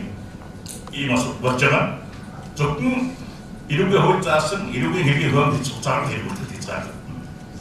За эзэн ingilizcen тэр өдрөөс эхлээд мөрдөгч материал прокурор аваад танилцуулаад прокурор эрүүгийн хэрэг үүсгэж хэрэгтэйг шууд ялгардагчаар татна. За эрүүгийн хэрэг үүсгэж ялгардагчаар татснаас өдрөөс эхлээд тэр хэрэг дээр мөрдөн байцаалт ажиллагаа явуулна. Мөрдөн байцаалт явуулна. За мөрдөн байцаалт бас хөнгөн хэрэг дээр эрүүгийн хууль заасан хөнгөн хэрэг дээр мөрдөн байцаалт явуулсан 12 хоног байна. Хүн хэрэг дээр 1 сарын хугацаатай үндсэн хугацаа байна. Энэ хугацаанд шийдвэр боломжгүй бол шатны прокурор өөрийн хууль заасан эрх хэмжээний хүрээнд мөрдөн байцаалтай хугацаа сунгаад байхаар эцэст нь Монгол Улсын ерөнхий прокурор цаашаа энэ дээр хугацаа сунгахгүй үгүй гэдгийг ерөнхий прокурор хэн шийдвэрлэж байхаар хуулийн зохицуулт орж ирсэн байна. Мөрдөн байцаалт төлөвлөж эрүүгийн хэрэг төлөвлөж одооны ойлголтыг арай өөр болгосон байна. Хэрэг үлдэлтэн төлөвлөж тухай асуудал байхгүй. Хэрэг төлөвлөж мөрдөн байцаалт төлөвлөж асуудал байна. Гэхдээ буруу хүн үнэлтэй. Ялгардагч орон зайсан, ялгардагч сэтгцийн бусад хүнд өвчтэй, ялгардагчийн дипломат дархан ирэх юм хийж гардаг ус буруу хүн үнэлж байгаа тохиолдолд эрүүгийн хэргийг төлөвлөж өрнө. Үүнээс өөр ямар нэгэн үндэслэл за эрүүгийн хэргийг төлөвлөж болохгүй. Одоо өнөөдөр бидний нөгөө гэрч хохирч байхгүй болсон өөр хэрэг шийдвэрлээгүй байсан энэ гэдэг үндэслэл бол хэрэг төлөвлөж үндэслэл биш болсон байна. За эрүүгийн хэргийг хэрэгсэхгүй бол бас нэлээд өөрчлөлт орсон байна. Нэгдүгээр гэмт хэргийн шинжгүй бол эрүүгийн хэргийг хэрэгсэхгүй бол одоо бид өнөөдөр яг гэмт хэргийн бүрэлдэхүүн бол эрүүгийн хэргийг хэрэгсэхгүй болно гэдэг гэмт хэргийн шинжгүй болгосон. Яг л эрүүгийн хуулинд гэмт хэргийн бүрэлдэхүүн гэдэг ойлголтыг байхгүй болгосон. Эрүүгийн хууль эрүүгийн байцаал шийдвэрлэлээр одоо 7 сарын 1-ээс хойш гэмт хэргийн бүрэлдэхүүний тухай юм ярихгүй. Нөгөө объектив субъектив хадгалдаг бидний уламжлалт дүрм байхгүй болсон. Бүрэлдэхүүний асуудал огт байхгүй. Бүрэлдэхүүн гэдэг юуроос ярихгүй. Зөвхөн гэмт хэргийн шинж байхгүй гэдэг хэм хэрнэ. Зөвхөн тэр бүрэлдэхүүнээс гэмт хэрэг болохын тулд үйлдэл эсвэл гэмнүүрээс хоёрын юм авч үзэн. Тэр объект тэр нас юуроос авч үзэхгүй. Тийм учраас одоо тэр гэмт хэргийн бүрэлдэхүүний тухай асуудал энэ шиг нэмэлт байхгүй болж байгаа гэж ойлгож байна. Үүнтэй холбогдуулаад хэрэгсгүй үндэслэлд өөрчлөлт орсон байгаа. Тэр гэмт хэрэгээс хандуураар ичтэн ирсэн бол хохирог сэжигтэн ялгадчтай хэмдэрсэн бол цаг үеийн нөхцөл байдлыг өөрчлөгдсөн бол хэрэгсгүй бол одооны хуулийн үндэслэл энэ шиг нэмэлт байхгүй болсон. Ийм үндэслэлээр хэрэгсгүй болгож болохгүй болсон. За прокурор хэргийг хэрэгсгүй болчихлоо. Тэр хэргийг сэргээр үндэслэлүүд нь хуулиар бас байхгүй болсон. Зөвхөн ганцхан гэхдээ эцсийн хуулиуд яг над дээр чинь ирэх байгууллагаас би яг шууд одоо редакцийг гачаад яаж гарчих юм гэдэггүй. Прокурор тэргийг сэргээр бол зөвхөн шинээр илэрсэн нөхцөл байдлын улмаас шинэ байр илэрсэн хэрэглэх сэргээр үндэслэлтэй болж байгаа. Тэрнээс өнөөдөр бидний үндэслэлгээр хэрэглэж болсон байна. Мөрдөн байцаалыг дотор шалгаад хэрэглэж болсон байна гэдэг энэ үндэслэл байхгүй болчихж байна. За эцэст нь ирэхэд эрүүгийн хэрэглэний шийдвэрлэх хуулийг хэрэгжүүлэх зорилгоор улсын ерөнхий прокурор өөрөө дангаараа болоод бусад албан тушаалтантай хамтарч энэ хуулийг хэрэгжүүлэх журам заавар гаргахаар хуулинд өөрөөр заасан. Ерөнхий прокурор заавар гаргахад энэ хууль 6 заавар гаргах, журам гаргахаар байна. Тэгэхээр урд нь одоо энэ зочид хуулинд байдгүй байсан. Ерөнхий прокурор гаргасан заавар гэж юм байгаа тэргээ зогсуулаад явж байсан. Одоо энэ хуулиар гаргасан заавар ерөнхий прокурор гаргахгүй. Зөвхөн 6 төрлийн журам гаргана. Ээжгүй ерөнхий шийдвэрт хамтарч гаргах журам байна. Танууд ерөнхий газрын дарагтай хамтарч гаргах журам байна. Ерөнхий прокурор дангаараа өөрөө гаргах журмууд байна. Энэ журмуудаар эрүүгийн хэрэглэний шийдвэрлэх хуулийг зарим асуудлуудын ерөнхий прокурор журам гаргах юм бол тань болсон байна. За би таамдад яг тийм зүйл байна. Баярлалаа. За. Шүүх Танай шийдвэрлэх хууль шүүхийн шийдвэрлэлд орсон шин зохицуулалт бол үргэлжлэн хэлцүүлэх асуудал байгаа. Үргэлжлэн хэлцүүлгийн асуудал орох болсон шалтгаан бол хэрэг мөрдөн байцаалтанд шашаатны шүүгээс буцдаг. За шүүх хөндлөнгийн байх, төрөлхсөн байх энэ байршлыг алдчихжээ гэсэн асуудал үйлчлэгийг донд мөн нийгмийн хүрээнд байн гаргагдчихсан санал шүүмжлэлт асуудал болж ирсэн. Тэгэхээр энийг бол шийдэх арга замын бас боловсронгуй зохицуулалт болгож хийж өрсөн хэлцүүлгийн асуудал орж ирсэн. За өрсөн хэлцүүлэг асуудал бол прокуроос шүүх шилжүүлсэн хэргийг шүүх хүлээж аваад 15 хоногийн дотор энэ асуудлыг талууд хэлцүүлэг хийх хүсэл гаргана. Талууд гаргаагүй шүүх хэлцүүлэг бас явуулахгүй байж болно. Мөн шүүх санаачлагаараа шүүх хэлцүүлэг явуулах юм үйл зүйн зохицуулалт орж ирсэн. За 15 хоногийн дотор бол шүүх хэргийг хүлээж аваад 4 шийдвэр гаргах ёстой. Ялгагдчих шүүх шилжүүлэх, за хэргийг прокурор үзэх, хэргийг төсөлзүүлэх, за хэргийг хариалт шүүх шилжүүлэх гэсэн ийм 4 шийдвэр ялгаа гаргана. За ингээд талууд хэргийг өрцөн хэлцүүлгээр шийдвэрлүүлье гэсэн хүсэл гаргавал энэ бол 17 ийм өрцөн хэлцүүлгийн асуудал байгаа. За энэ 17 асуудлыг хэлэлцээд өмнөөс 3 асуудал байвал хэргийг прокурор буцаах юм асуудал яригдана. За хэргийг буруу тусгаарласан бол шүүх хурлаар бүхэн бүс боломжгүй мөрдөн шалгах ажиллагаа хийх бай. За мөрдөн шалгах ажиллагаа явуулахад эрүүг хэрэг хань шийдвэрлэх хоолыг ноцтой жүрсэн ийм өсөлт байдал тохиолдвол үргэлжлсэн хэлцүүлгийн шатнаас хэргийг прокурор буцаана. За өртсөн хэлцүүлгийн шатнд бол шүүх ялгагдчихын гин буруу за яг амтуулах байдал мөн албан хүний арга хэмжээ гэж албан хэмжээтэй холбоотой асуудлыг шийдвэрлэхгүй.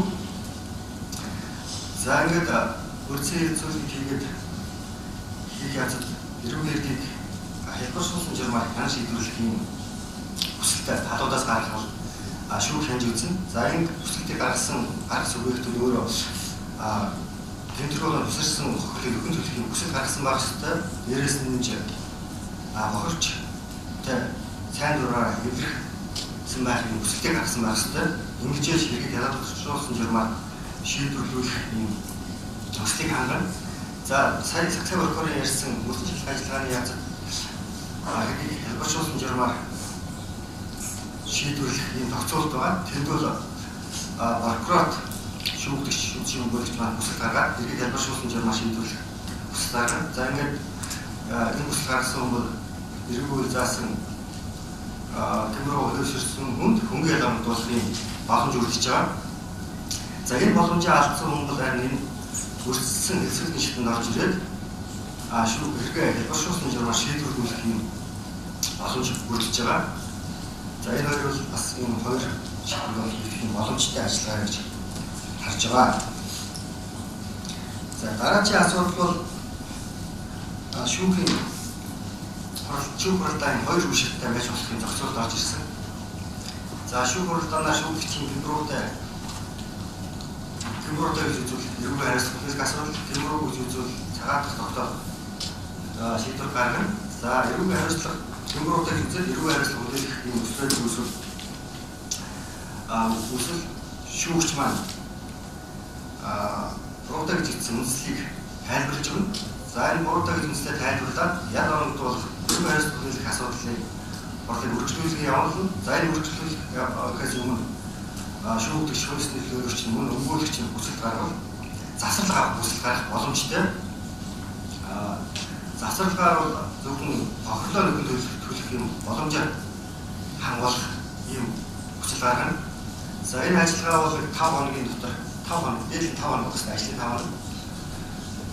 За энэ шүүх хангалттай байна гэж үзвэл энэ хүслийг хүлээж аваад шүүхрийн төр засварлуулна.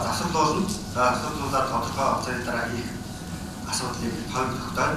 За энэ хугацаанд шүүгч маань бохирлоо төлсөн ийм хүсэл байдал байвал тухайн зүйл заасан ялын аль хөнгөн төрлийн ялыг шийдвэрлэх мөн тухайн ялын хамгийн доод хэмжээгээр шийдвэрлэх юм ийм нөхцөл боловсроо яг өнгөрүүлэх нөхцөл байдлыг нөхцөлийг хангаж байгаа. Үүгээр бас даваа талтай. За дараагийн асуудал бол шүүхийн шатнд залруулах хийх юм нөхцөл байдлыг зохицуулж орж ирсэн. За ямар тохиолдолд залруулах хийх бол шүүхийн шийдвэрээр тооцооны зэрэг шинжтэй техник шинжтэй алдаа гарсан бол залруулах хийж болно. Энэ залруулахыг бол шүүх санаачлалаараа мөн тэрний оролцогч хүсэл гаргаж хийж шийдвэрлэх боломжтой. За энэ залруулгын асуудлыг бол аль аль шатны шатны шүүх маань аль бүгдээрээ хийх боломжтой бүтэн хамаарч байгаа нөхцөлд байгаа.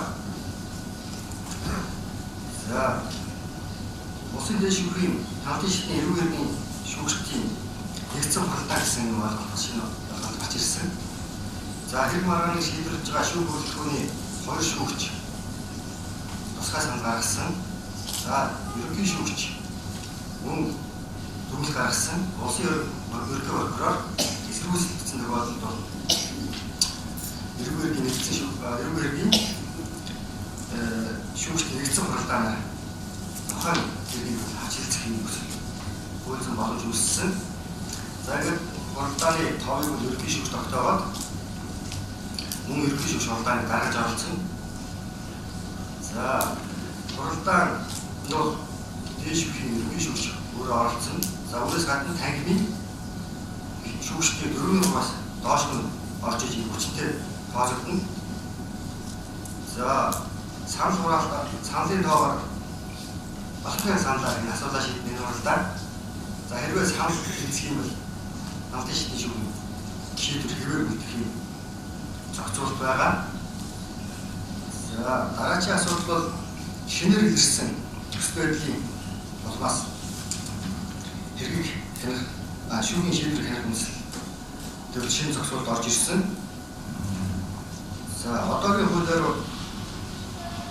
ийм зохицуултууд үндсэндээ шинэ хууль байгаа. Нэмэлтээр хуулийн дэлбэрөө хэрэглэсэн шүүхийн шийдвэр улмаас хүний эрх асуудалтай зөрчигдсөн бол энэ бол шүүхийн шийдвэрийг дахин хянах үндэслэл болж байгаа. Өөрөөр хэлбэл энэ зохицуулт бол хэрэгээ шүүгээр шийдвэрлээд давцаалт гомдол гаргаагүй тогтоох 44 өдөр болоод явцсан хүн тодорхой хугацаа өнгөрсөний дараа хуулийг тайлбарлах болон шинэ нөхцөл байдлын өөрчлөлт болоос ч юм уу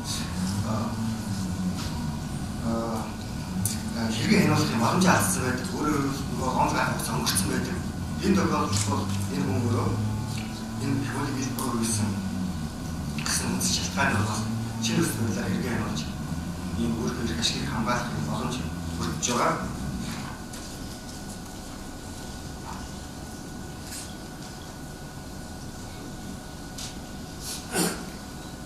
За бас нэг түрүүний өрцөлийн зүйлийн оргисон асуудал бол 17 асуудал байгаа. Үүнээс 3 асуудал хэргийг бүрдэн байцаалтанд буцаах юм үзэл байгаа. За өрцөлийн зүйлгээр өөрөө энэ шатад шийдвэрлэхгүйгээр бас орхиод шүүх хуралдааны шатанд ийм шийдвэрлэж болох 4 асуудал байгаа. Энэ бол тодорхойлон цуглуулж хүчин талаар гүн заасан журам зөрчигдсөн талаар гарсан гомдол хэрэг бүртгэл мөрдөн байцаалтын явц оролцож ирэх гэж зөрчигдсөн хуулиусаар хязгаарласан гомдол за мөрдөн шилдэг ажиллагаа нэмж хийх хүсэл гаргасан за хөрөн хураах ажиллагаатай холбоотой санал хүсэлтийг шийдвэрлэх ийм боломж бол үндсэн хуралдаантайгаа хамт шийдвэрлэнэ гэсэн зохицуулт орж ирсэн. За ингээд шүүхийн шатанд орсон ерөнхийдөө шинэ гэж үзэж байгаа зүйлийг танилцуулгаа арга барил. Өнөөдрийн мэдээг нэвшүүлээ. Тэгээд өмгөөлөгч эрүүгийн хэрхэн шийдэх хуулинд өмгөөлөгчийн оролцооны асуудал дээр өнөөдөр товчхон бөгөөд тодорхой илтгэлийн тавь гэж та бүхэн санагдуулъя. Тэгэхээр би энэ асуудал дээр эхлэхээс өмнө бид нар энэ эрүүгийн хэрхэн шийдэх хуулинд өмгөөлөгчийн оролцооны асуудал хуучин хуулиас ухарж дэвшиж байгаа асуудал гэдэг аль аль та бүхэн санагдуулаад өөртөө ойлгосоо явж байна. Яг би энд ихэнх сууж дандаа эрүүгийн хэрэг маргаанд оролцож байдаг, эрүүгийн хэргийг хянан шийдвэрлэж байдаг. За маш өндөр туршлагатай шүүгч нар маань сууж.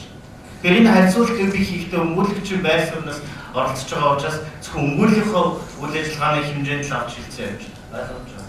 Эхний слайдыг аваад үзэх юм бол эрүүгийн байцаалт шийдэх хууль, эрүүгийн хэрэг хянан шийдэх хуулийн үндсэн 2 эхний томныг өмгөөллийн тал дээр, хадшгүй байдлын тал дээр байгаа нэг асуудал байна. Та бүхэн санаж байгаа иргэн байцын шийдэх хууль дээр болохоор өмгөөлөл хизээхэлтгээр сэжигдэн яллагдагч гэдэг үгээр хэлдэг. Одоо харин иргэн хэрхэн шийдэх хуулиудаар юугаар ойлгогдож байна гэхээр болох юм болохгүй. Юугаар гэж байгаа хүний гэдэг. Тэгэхээр бид нар дандаа өмгөөлөгчнөө тулгарч ирдэг нэг үг байдаг. Монгол Улсын үндсэн хуулийн 16-гийн 14-т бид нар хүн болгон өмгөөлөгдлөх хууль зүйн тусалцаа авах хэрэгтэй гэж байсан. Гэтэл хурдны хууль юу байсан бэхээр зөвхөн сэжигдэн, яллагдаж, шүүгдэрч энэгээр юу онцлог гарч иж байгаа хэрэг хүн бүр өнөөдөр сэжигдэн байна уу, хохирогч байна уу, хинч байна, хууль зүйн тусалцаа өмгөөлөх авах хэрэгтэй болчихж байна. Энэгээр иргэн байцын иргэн хэрхэн шийдэх хуулийн нэг агц нь энэ байна гэж байна. Хоёрт нь бол шинжлэх зөвлөлийн түрүүнд хийсэн гэмт хэргийн одоо субъект гэдэг яриад байгаа хууч ирсэн байх. Гэхдээ хуулийн этгээд өнөөдөр энэ иргэн хариуцлага хүлээлгэхээр ийм нөхцөл бүрдэж байгаа учраас хуулийн этгээдлийг өмгөөлөх асуудал гарч ирж байна гэж байна. Энэ бол түрүүн миний саяны ярьсан. Энэ болохоор нэгдүгээр зүйлийг 1-8 дээр олдсогцсон.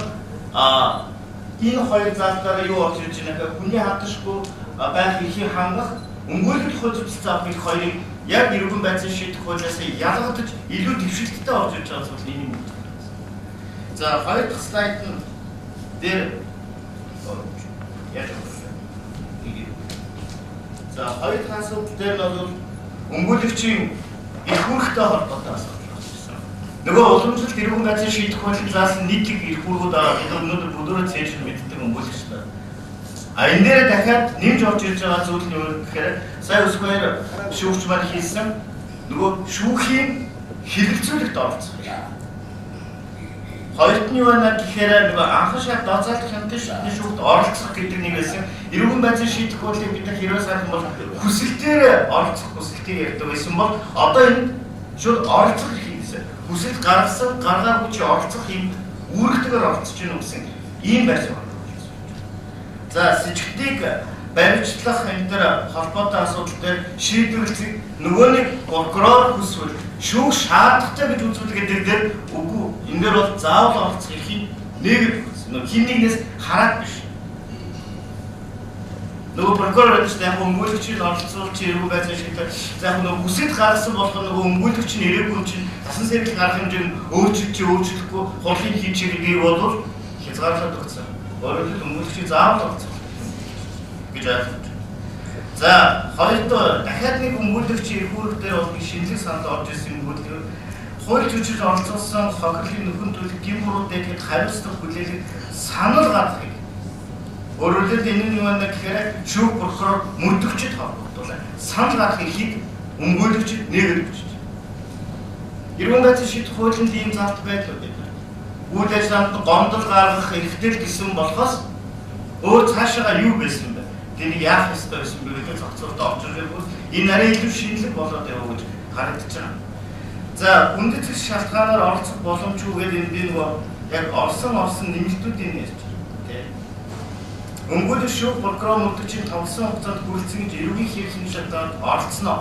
Оролцох үүрэгтэй гэдэг нэг үг байдаг гэсэн. Өөрөөр хэлбэл одоо дахиад нэг хоёр дахь үнэхээр өмгөөлөгч ирсэн бо танаа өмгөөлөгч ирсэн бүхэн дуулаад байхад үүрэгтэй үүрэг хэрэгжүүлсэн гэдэг маргаан бус хоёр дахь зүйл нь орж ирвэл хүндэт шалтгаантай оролцох боломжгүй нөгөө өмгөөлөгч дүүргэж байгаа зүйл нь та заавал мэдэх ёстой шүү. Мэдхдээ ямар хэлбэрээр мэддэхээр гэдэг бас заагаад хуулийн дээр. Алтан бичгээр юм уу, утсаар юм уу, факсаар юм уу, эсвэл би мөрдөгч авч чадахгүй нэ гэж хэлсэн. Энийг бас дахиж илүү наривчилж журмаараа зохицуулах хэрэгтэй юм болов уу гэж ойлгож байгаа. За ингээд дахиад нэг юм байгаа. Одоо нөгөө мөрдөгч нар иргэн байцын шийдэх хууль авилтаа тэмцэх газар одоо прокурорууд арай гайгүй юм аа. Нөгөө цадаан бий болтгоо. Чи гэрээгээ аваад өмгөөлөгч юм бол. Тэр гэрээнд чи юу тусгасан аваад тэр чи тэгс юм уу хүмүүстээ бидний нөгөө нэг зовлон арилж энэ юу байна гэхээр ганцхан бичгээр мэдэгдэнэ. Энээс илүү өмгөөлөгчөөс юу шаардахгүй. Прокурор мөрдөгчд аль биесний бичиг явуулаад өмгөөлөгчийн зүгээс ингээд энэ хүн өмгөөлөх ажиллагаанд өмгөөлөгч оролцоо явж байна гэж. Тэгэхээр энэ бол бидний харж байгаа бол нэг дэвшилтэй хар болов гэж би ойлгож байна. За өмгөөлөгчийг сонгох асуудал дээр бол хоёр талтай ороод ирж байгаа. Шинжлэх эрүүгийн хэрхэн шийдэх авах вэ? Юу вэ? Сонгох томилогдох Монгол Улсын үндсэн хуулийн 16-ийн 14-т өөрийнхөө өмгөөлөлийг сонгох эрх нь нээлттэй эрүүгийн одоо шинжилсэн найруулсан хуулиар хэрхэн шийдэх хуулиар мөн сонгох хэрэгтэй. Тэгвэл давхар юу орж иж байна? Томилох асуудал орж иж байна.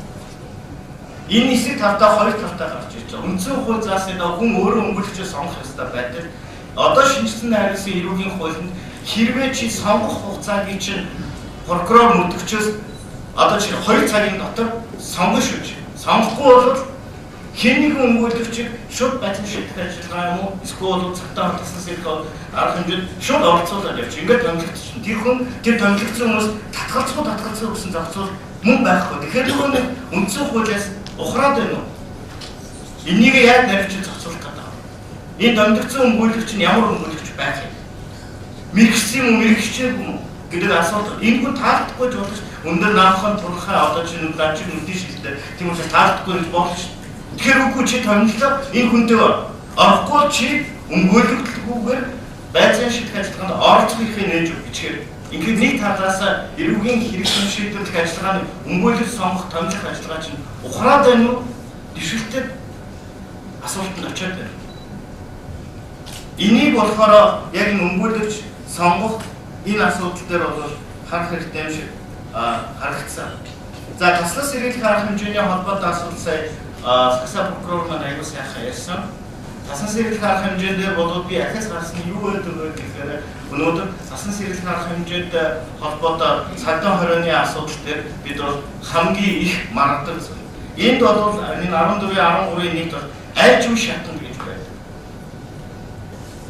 Тэгэхээр өнөөдөр бид нар юу гэж болдог вэ гэхээр сэжигтэн одоо яллагдаж шүүгчиг тасан сэргийлэх арга хэмжээнд хугацаанд болсон болоогүй энийг өөрчлөхгүй асуудал бол яригдаад явж байна. Энэ дээр бол аль ч шатанд нь бол шүүхэд юм гарах их нэгдэж гэнэ гэсэн ийм том явдал орж иж байна. Бидний зүйлс бол илүү дэвшилтэд санаа уран зохицуулт байна гэж харагдаж байна. За энэ дунд дахиадны орж ирэх зүйлийн шинэлэг санаа арай ондоо зохицуулт нь байна. Хохирогчийн төлөөлөгч гүйцэтгэлийн төлөөлөгч болон түүний өмгөөлөгч таслан сэргийлэх арга хэмжээг өөрчлөх хэсэг асуудал дээр хэрэг шаардлагатай тохиолдолд оролцох юм шиг. Нөгөө хоригдож байгаа хүмүүсийн таслан сэргийлэх арга хэмжээ авсан өмгөөлөгчнүүд бид нар орой гэдэг болохоос нөгөө хохирогчийн хууль ёсны төлөөлөгч эсвэл тэдний өмгөөлөгч ямар нэгэн байдлаар оролцуулахгүй гэсэн зохицуулт эрүүн байцаан шийдэх хуулинд байгаагүй байдаг. Одоо бол хүсэл оролцох ихийн юм. Энэ нэг талдаа зөв буруу гэдэг нь бол амьдрал гаргаад байна. Тэгэхээр энэ болохоор таслан сэргийлэх арга хэмжээтэй холбоотой асуудал дээр бол арай шинэлэг юм. За ингээд хүсэл гомдох мэдээж өмгөөлөгчийн асуудал бол цаг үеийн. За түр 3-4 зүйлийг би сүүлдээ слайдаар гүйлгэж үзүүлчихье. Нотлох баримтын хүсэл гомдол гаргахад бол хүсэл гомдол гаргаж байгаа тохиолдолд заавал хавц дээр бол уул нь хуучин бол эргэн байцаан шийдэх бодлоо бол хавц дээр хийдэг гэсэн энэ удааdaa заавал бүр хийхээр асуудлыг тавьсан гэж байна. Хоёр нотлох баримтын хэмжээнд өөртөө гаргаж өгнө. Энийг бол мөрдөх заавал бэхжүүлэх байдлаар тэмдэглэл үүргээр хавц дээр тасгаж авах. Энийг үнэлэхгүй шиг асуудлаас Сакса прокурор болон хэн бол хилцсэн учраас өсгөө шүүгч хилцсэн учраас асуудал дээр бол арай ондоо байраад байна. За мөдөр шалгах ажиллагаа явуулах нийтийн үндэслэлээр нэг л юм айгуу тэр содон надад санагдаад байгаа юу байна гэхээр сэжигтний сонгоо авсан өмгөөлж 2 цагийн дотор хүрэлцэн ирэх бол эсвэл өмгөөлөгч авахаас татгалзсан энэ хуулийн 5-3 заасны дагуу өмгөөлөгч оролцуулна. Сэжигтнэр баривчаа сэжигтэн гэж тооцлоо. За чи 2 цагийн дотор Монгол улсын нутаг дэвсгэр дээр Улаанбаатар хотод аль нэг тавьж байгаа 2 цагийн дотор чи өмгөөлөгч ирээгүй байх юм бол шууд тодлох асуудал. Энэ нь өөрөө ажил хүний эрхийг хичээлээ. Ашиг сонирхол тэгээд дээрэс нь өмгөөлөгч нарын боломжийг яаж хангах гэдэг юм. 2 цаг энэ арай дэндүү байгаа.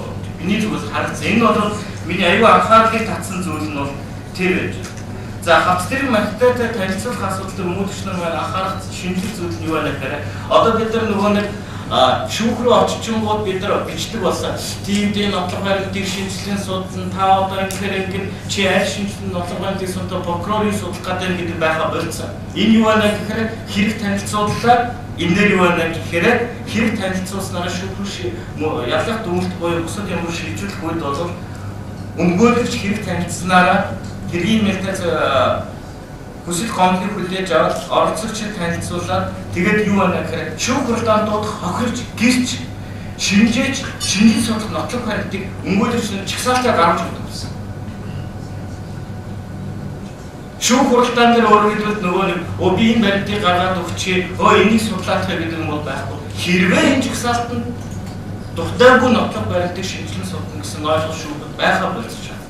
Тэгэхээр энэ юу харагдаад байна гэхээр өмгөөлөгч нарыг нэг талаас хэргийн материалтай бүрэн дүрэн танилцах боломжийг гаргаад мэтгэлцэх өөрөөр хэлбэл урьдчилан нотлох баримтуудаа бол маш сайн бэлтгэх юм үүрэг хариуцлага олгож гэнэ үү гэж байна. Тэгээд юу вэ гэхээр оролцогчид танилцаагүй хац дээрх хавсаргаагүй өмгөөлөгчийн нотлох баримтыг шүүх хурлаар хэлцэхгүй. Тэгэхээр бид нар тийм юу нотлох гэж байна гэхээр нөгөө эрүүгийн хэрэг шийдвэр ажиллагааны нотлох баримтуудыг өмгөөлөгчийн зүрээс бүрэн дүүрэн гаргаж өгч энийг хэрэг тусгуулах энийхээ үндэслэлийг мэтгэлцэх энэ боломжийг гаргаад өгч үү гэж ойлгож байна. За ингээд шүүх хурлаан дээр оролцох асуудал дээр бол түрүүн тодруулсан. За энэ дээр би хоёрхан зүйлийг тодруулж ирж ойлгож байна. Шүүх хурлаан өрөмж суулж байгаа юу вэ гэхээр нэгт учсан хурлаан дараа нь завсарлага авах гэсэн нэг хурлаантай болсон. Завсарлага шүүхээс бол нөгөө урдны иргэн байсан шийдвэрлэлд өдрийн амрах цагаас бусад тасгалтгүй явагдана гэсэн асуудлыг завсарлага авах эрхийг нээгээд өгчөж байгаа. Энэ дундаа юу өмгөөлөгчдийн даваа тал гэхээр хэрвээ хид хідэн өмгөөлөгчд хин нэгэн төлөөж байгаа тохиолдолд шүүх хурлаанд өдөрөө ярих гэсэн үг шүү дээ. Одоо 5 өмгөөлөгчийн нэгэн төлөөд яаж хэрвээ ямар нэгэн мэдлэгцээний явцад ямар нэгэн зөвлөгөө хийх тохиолдолд бусад өмгөөлөгчдөө зөвлөгдөх зорилгоор завсарлага хүсэж болно. Үүний дагуу шүүх завсарлага өгөх ийм хуулийн зах зээл. За давзаалтах шат болон хяналтын шатны хувьд бол нөгөө л урдны холбоотой асуудлууд яригдж байгаа. Хяналтын шат бол зөвхөн хууль хэрэглээр давзаалтах шатны шүүх бол бүхэлдэн хийлгэцэх гэсэн асуудал. За үүндээ холбогдуулаад дахиад одоо та бүхэн энэ шинжлэх зөвлөлтийг хийлгэх гэхдээ энэ бол дахиад нэг язгуулсан ийм зах зээлүүд орж ирж байгаа юм хэрэг нийтлэг өмгөөлөгч нарын үндсэн их үүрэгтэй оролцох хэрэг шийдвэр ажиллагаанд байгаа боловч сэжигтний өмгөөлөгч гэрчийн өмгөөлөгч яг бол гэрч анх удаа энэ хуулиар хэрэг өөрийнх нь эсрэг мэдүүлэг авахар асуудал тавигдж байгаа бол гэрч мэдүүлэг өгөхгүй гэдгийг илэрхийлээд бичгээр мэддэг өмгөөлөгчтэй мэдүүлэг өгөх маш том зүйл. Яг бол бидний урд нь гэж гэрч тайлбар гэж авч байгаа. Хамгийн сүүлд нь чамаа би сэжигнээ татах хэрэгтэй байна. Ялгаж гээд Монгол улсын уушралаа явуулсан. Маш их олон бидний практик. Гэтэл өнөөдөр хүн гэрч өөрийгөө өмгөөлөгч болж заах эрхийг эвгээр нэмэгдэж. Хоёрт нь хохирогч буюу бусдын хохирогчийн өмгөөлөгчөөр ажиллах бас нэг онцгойсон нөхцөл гарч ирж байгаа. Өөрөөр хэлбэл прокурор мөрдөгч мэдээллийг хохирогчийн өмгөөлөгч болон түнд хүргэх гэсэн. Гэтэл ялгагдаж сэжигтэн чүгдэгчийн өмгөөлөгч иймэрхий идэхгүй байхаар гэж зохицуулсан нэг ийм зүйл байж байгаа. За гуравтаа бол мэдээж компани өмгөөлөл энэтэй холбоотой бас нэг их зүйн зохицуулалтад бол дутмаг юмнууд бол харагдаж байна. Ийм юмнууд байна. За бүхэн анхаарал тавьсан байна. Бид юу боломж гэж харах вэ гэдэг талаас харах юм бол энэ өмгөөлөгчийг 2 цагийн дотор ирээгүй бол гэж юм. Тэгэхээр эргээд бид нар үйлчлүүлэгчтэй бид нар юуг танилцуулах ёстой вэ гэдэг үүднээс харуул ер нь бол хүн альва гэр бүл иргэн ямар нэгэн байдлаар өмгөөлөгчтэй холбоотой тийм ямар нэгэн байдлаар яг л тохиолдол гарах үед би танаас зөвлөгөө авна гэсэн нэг ийм төлөвцийг эрх зүйн соёлыг бас бусад иргэдэд суулгаж өгөх бас нэг ийм төлөвлөс болж бас ийм заалтыг орсон болов уу гэж би тэр өнцгөр харж байна. Тэгэхээр бас project бид өмгөөлөгч бид бас энэ өнцгөр нь хараад энэ хуулийн залтыг бас хэрэгжүүлэх талаас ажиж бас болох юм гэж үзэж байна. За хоёр гэх юм бол тэр өмгөөлөгчийг сонгож авах гэдэг төрлийн эрхийн асуудал ярьж байна. Иргэний хэрэг болон захиргааны хэрэг дээр бол тухайн хэргийн оролцогч өмгөөлөгчийг сонгож аваагүй болов гэдэг дээр бол тодорхой хугацаа шүүгч өөрөө тодорхой хугацаа заагаад за та 7 хоног 14 ангийн дотор өмгөөлөгчөө сонгоодаа аваагүй бол таныг өмгөөлөгчгүйгээр оролцуулаад явна гэдэг. Энэ бол процессын хөлөөдөд байхгүй ч гэсэн хууль хэрэглээний явцад нөгөө шүүгчнүүд прокурорууд энэ асуудлыг бас нэгтгэхэн зөв хэрэглээд явчих бас боломж байгаа болов гэдэг үгнээс би бас өмгөөлөгчийн хувьд харж байна. Тэгэхээр нөгөө ийм танхимд нөгөө шүүгч прокурор аль аль нь байгааны ач холбогдол бас энэ турших юм болов гэж үзсэн. За ингээд асуултанд шилжээ. Одоо ингээд та бүхэн бас харж байгаа энэ хууль хэрэгжүүлэх хугацаа ингээд 7 сарын 1-ээс гээд ингэж хэлсэн. Олон орон нутгуудаар ингээд сургалтууд явагдаж байгаа. Яг одоо сая итгэгч нар ч бас хэллээ. Бидний гар дээр бол хууль нь яг батлагдж ирээгүй. Ингээд ёсчлогдож ирээгүй байгаа хуулийн асуудлаар ингээд ярьж байгаа. Тэгэхээр энэ нөхцөл байдалтайгаа уялдуулаад ер нь хуулийн үйлчилж эхлэх хугацааг хойшлуулах асуудал яригдж байгаа юу? Нэг асуудал. Хоёрт нь нэрүүгийн хуулийг ингээд харсан л та. Тэгээд ганц нэг одоо тэр зорчих эрхийг хязгаарлах яллыг жишээлбэл 2019 оноос хэрэгжүүлж эхэлнэ гэдэг ингээд нэг ийм заалтууд байлаа. Энэ нь одоо эргээд энэ шүүх эрх мэдлийг гацгүй шүүх хэрэгжүүлнэ гэсэн энэ заалт үндсэн хуулийн заалттай хэр нийцж байгаа гэж үзсэн бэ? Одоо ингээд хууль хэрэгжээд эхэлдэг нөгөө гимбуруутай этгээд маань би энэ яллыг авмаар байна гэдэг. Тэгэхээр энэ яллыг чинь баг 19 оноос хэрэгжүүлэх юм байна. Чамаар зөвхөн 20 гэсэн ийм л агуулгатай зүйл яригдаад байх юм шүү гэсэн ийм асуудлыг хариулт авах гэж асуусан юм аа. Дуртай хийж болно гэсэн бол байхгүй шүү. Шүүх Монгол Улсын үндсэн хуулийн нийцсэн хуулийг хэрэглэнээр заасан байгаа үндсэн хууль. Тэр хүчин төгөлдөр хуулиар хэрэглэн. Тэгээд зорчих эрхийг хязгаарлах ялдууд 2019 оны 1 сарын 1-ээс үргэлжлэнэ.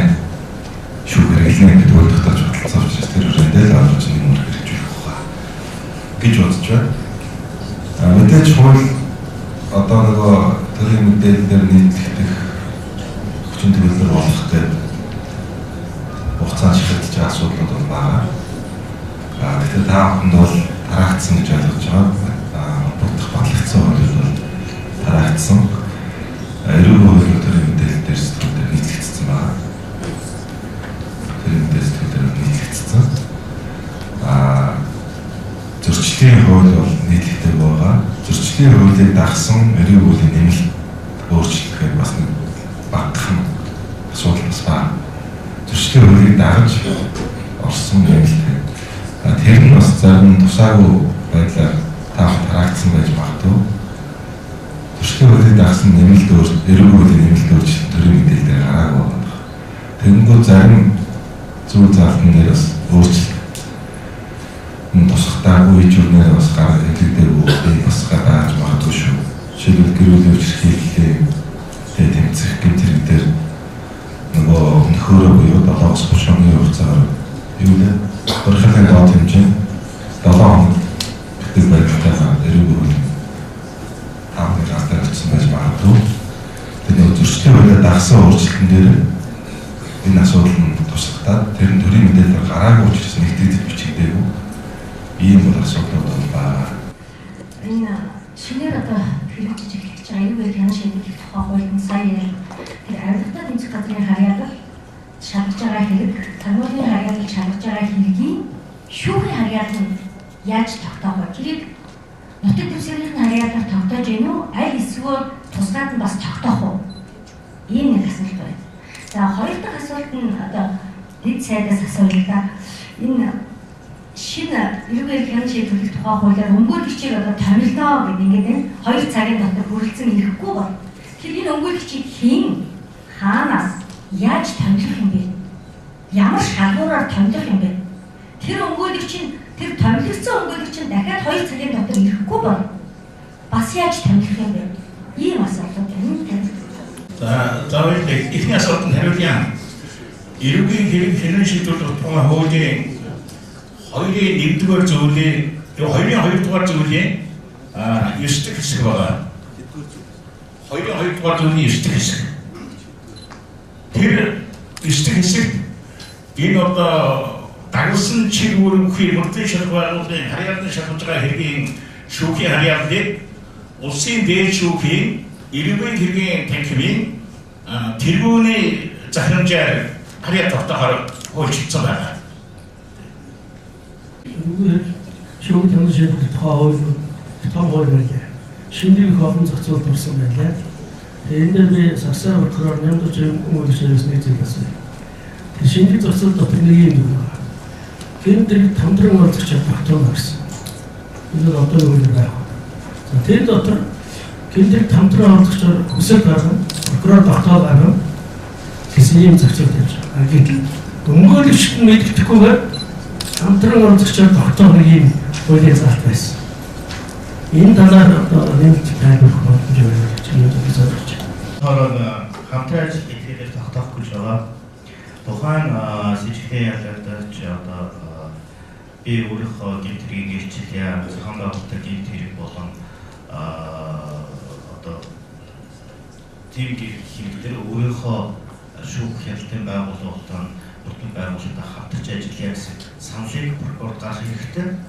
Прокурор бол энийг бол тухайнтай ярилцаад үнэхээр гэмтэргээс гэмтэргийн илчлэх нотлох баримт бусад юмыг гаргаж өгнө гэсэн тохиолдолд өмгөөлөгчд мэддэхгүйгээр шүүх рүү саналаа хүргэж болно. Шүүх дээр очихоор хүсээгүй өмгөөлөгчийн хамтран ажиллах этгээдээр тогтоох хэсэг асуудлыг шүүхийн хэлэлцүүлэгдээр угаасаа энэ асуудлыг бол өмгөөлөгч оролцох байдлаар бол хэлэлцэнэ гэж зохицуулсан байж байна. Тэгэхээр өмгөөлөгч нь мэддэхгүйгээр явуулсан энэ саналыг шүүх рүү ажил шүүхээр бүсүүсэйг өмгөөлөгч прокурор шаардлагатай тохиолдолд нарийн бичгийн дараа оролцсон байдлаар энэ нь бол нууцын зэрэглэлтээр бол нэг хэсэг байх гэсэн ийм зохицуулалт бол зохицсон байна. Өмгөөлөгчийн хэлсэн дээр нэмж хэлэхэд мэдээж энэ зохион байгуулалтын энэ зэрэгт оролцсон одоо хатгах чамжигч одоо бусад байдлаар оролцсон гэдгээ тэр зохион байгуулалтын энэ хэргийг одоо илчлэе. Үүний тулд би хамтран ажиллая. Мэдээлэл өгөө бүрдэгчд прокурорт гэдэг хэрэгээ илчлээд ингээд хамтран ажиллах юм бол эрүүгийн хариуцлагаас чөлөөлөх юм уу? Эрүүгийн хариуцлагын хөнгөрөөл хүнсэл болж байгаа. Нэгдүгээр үндсэн. Хоёрдугаар магадгүй зохион байгуулалтын энэ хэрэг илрүүлэхийн тулд тодорхой нууц мөрдөө шалтгааны хүрээнд тодорхой этгээдийг тэр гэмтэргийн гишүүрээр оролцуулаад оролцуулсан тэр этгээдээ эрүүг хариуцлага чөлөөж авах асуудал юм байна. Ийм хоёр юм байна. Энэ тохиолдолд мэдээж тэр этгээдийн нууцлыг хангах асуудал байна. Тэр нууцлыг хангах үүднээс ийм зохицуулт хуулинд орсон байгаа. Тэр яг нарийн одоо журман бас хуучлалт юу журманд тухай. Нууц мөрдөө шалтгааны журмыг ерөнхий прокурор тагнуулын ерөнхий газрын дарагт хамтарч батлахаар журмын батлахыг бас заасан байгаа. Энэ ингэсэн юм аа. Энэ нөгөө яг хууль батлах явцад ойлголтын зүрх байгаа. Ерөөсөө энэ өмгөөлүүлэх хэрэгтэй шүү дээ. Энэ хүн энэ өмгөөлүүлэх эрхийг хязгаарлах чинь нэмдэр дарга ярьсан чинь тийштэй нүнсөө үл заас эрхийг хязгаарлах гэж ойлгоо. Тэгээ энэ хамтран ажиллах буюу өөрийнхөө үйлдэл хэргийн тухай яриаггүй шүү дээ. Өмгөөлөх хэрэг тухай. Өөр хэрэг ижлэх тухай ярьж байгаа шүү. Өөр үйлдэл өөр этгээдүүдийн үйлдэл хэргийг ярьж байгаа байхгүй. Тэгсэн чинь энэ дээр нөгөө өөрийнх нь хэргийн өмгөөлж оролцсон гэж бичсэн. Тэгээ энэ хуулийн концепц нь өөрөө уг нь өөр байсан байхгүй. Өөр гэмтэрэг илрүүлэх тухай хамтарч ажиллах тухай ярьж байгаа. Тэр өөрийнх нь хэрэг үйлдэл хэргийг өмгөөлж байгаа өмгөөлж оролцох ямар ч шаардлага байхгүй. Тэр нууцлаадаг нь тэр ямар ч тэр өмгөөлөгч оролцоод байх асуудал биш. Эндээ буруу ойлголтын зөрүүс болоод гарахтаа ингэсэн. Тэгээ энийг бол эрийг залруулна гэж бодож байна. Энэ хуулиуд сууж бэлэн үү гэдэг асуултыг бас нийтдээ орхив. Очигч дөрөв бас нэг асуултыг хөндөд орхисон. Юу гэхээр албан ёсоор хэвлэгдээгүй юм асуултыг бид нар өнөөдөр ярих нь зөв үү гэж. Гэхдээ 7 сарын 1-нд хэрэгжих нь ойлгомжтой гэдгийг сайн хэллээ. Тэгэхээр нэгэн хуульчид бид нар өөрсдөө энэ асуудлыг илүү нөгөө зарчмын шинжтэй зүйлүүдийг өнөөдөр та бүхэнд мэдээлсэн шүү. Тийм учраас бол 7 сарын 1-нд хууль хэрэгжихэд хуульчид бид бүгдээрээ бэлэн байх талаар бүхэл чадлаараа ажиллах болно. Ингээд сарбар хурдан хаас нэг мэдээлэл